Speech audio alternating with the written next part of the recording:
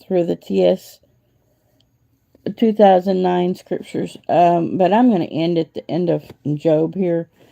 Um, I'm having problems with being on electronics too long. So, and my watchers are, from what I see on my end, I never have more than three, and I usually only have one. And so that's I'm probably going to stop at the end of Job. Job's so very important. It's the one thing that will keep you sane when insane issues are going on. I think every year about this time, about, September 11 at time, Yah has me read it again to remind me, to remind you that when trials come, it does not mean that God doesn't love us. Ayub is Job, but Yahuwah loves us all the same, and even more. That's why He shines His ever loving light on us and says, "Satan, you can't. I bet you can't make them upset at me. They're gonna love me no matter what." And then, um, Satan tries to make you not love Yahuwah. And so he's testing you. There's a test coming up. There usually is, either September 11th area or October 7th area or January 6th area. These are all trial times.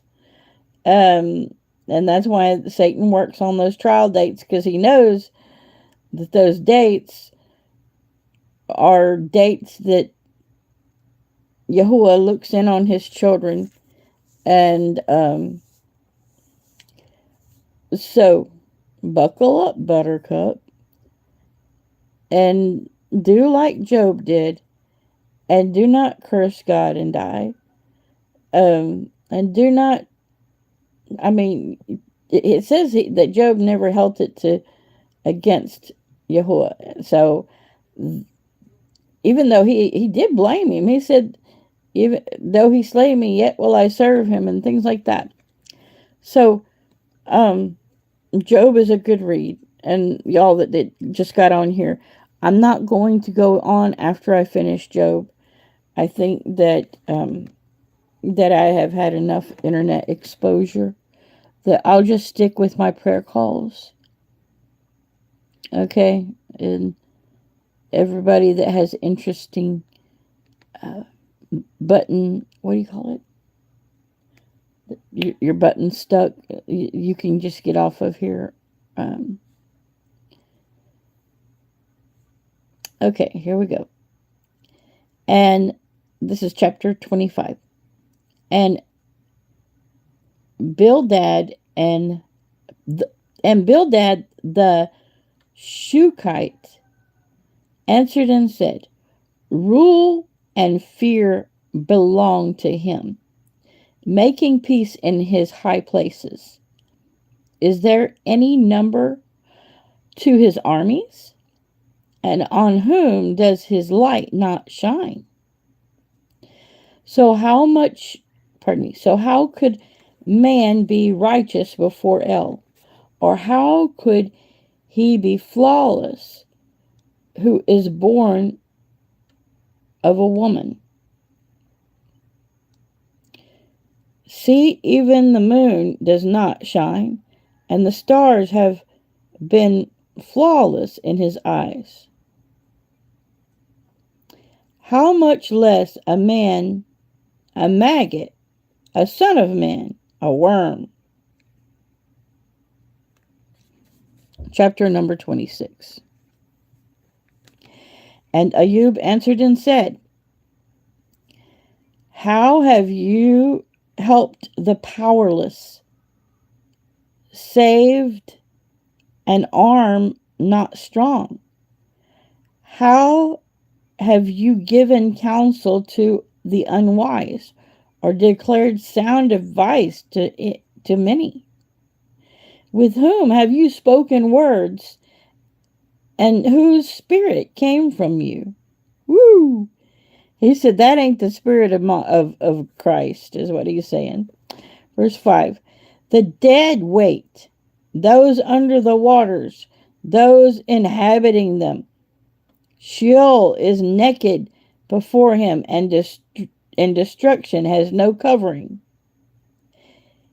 He it was who stretched out the north over emptiness, hanging the earth upon space, binding up waters in his thick clouds, and the cloud is not torn under them, covering the surface of his throne, spreading his cloud over it, a law of encirclement on the face of the waters, until the end of the light with darkness.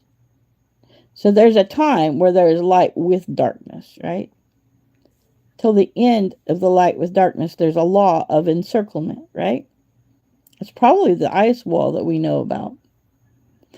That was verse 10, by the way. Verse 11. The columns of the heavens tremble and are stunned at his reproof. By his power he has calmed the sea, and by his understanding he struck down Rahab.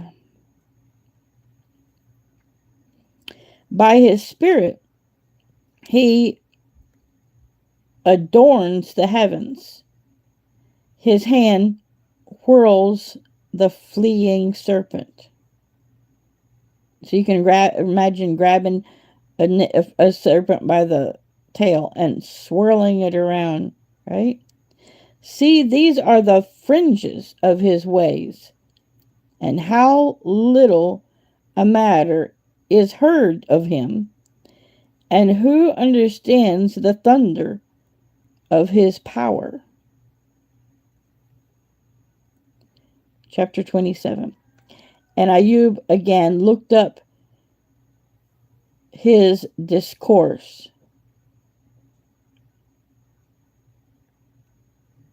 and said, as El lives, who has turned aside my right ruling, and the Almighty who has made my life bitter, as long as my breath is in me, and the spirit of Eloah in my nostrils, my lips do not speak unrighteousness, nor my tongue utter deceit. Far be it from me that I grant that you are right until I die. I would not turn aside my integrity from me. My righteousness I hold fast, and I do not let it go. My heart does not reproach me as long as I live. Let my enemy be like the wrongdoer, and he who rises up against me like the unrighteous. For what is the expectancy of the defiled one when he does cut off, when Eloah takes away his life? Would El hear his cry when distress comes upon him? Would he delight himself in the Almighty?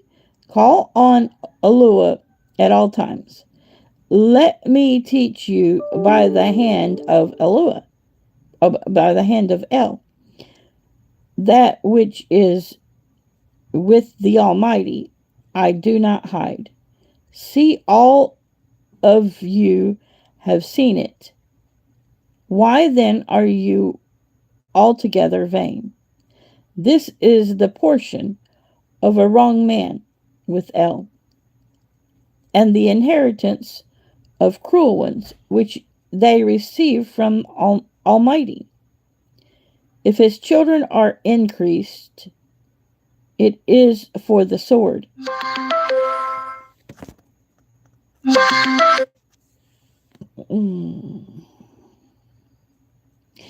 and his offspring shall not have enough to eat. Those who remain of him are buried in death, and their widows do not weep. Though he heaps up silver like dust and lays up garments like clay, he lays up, but the righteous puts it on, and the innocent divides the silver. Okay, that tells you that Yahuwah, he lays up the wealth of the wicked for the righteous. Okay, verse 18. He builds his house like a mound. He builds his house like a moth, like a booth which a watchman made. He lies down, a rich man, but he is not gathered. When he opens his eyes, it is no more. So, in other words, when he dies, he's not gathered up into heavens by the angels. When he dies, the presence of Yahuwah is no more for him. Verse 20. Alarms overtake him like a flood. A storm wind shall steal him away in the night. The east wind takes him away, and he is gone, for it sweeps him from his place. And it hurls itself against him.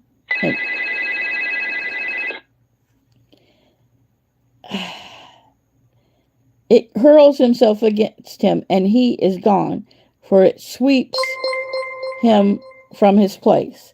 And it hurls itself against him, and it does not spare. He swiftly flees from its power. It claps its hands at him, and it hisses him out of his place. I guess hisses like a snake. Okay, that's the end of the reading for this morning. Thank you. Bye.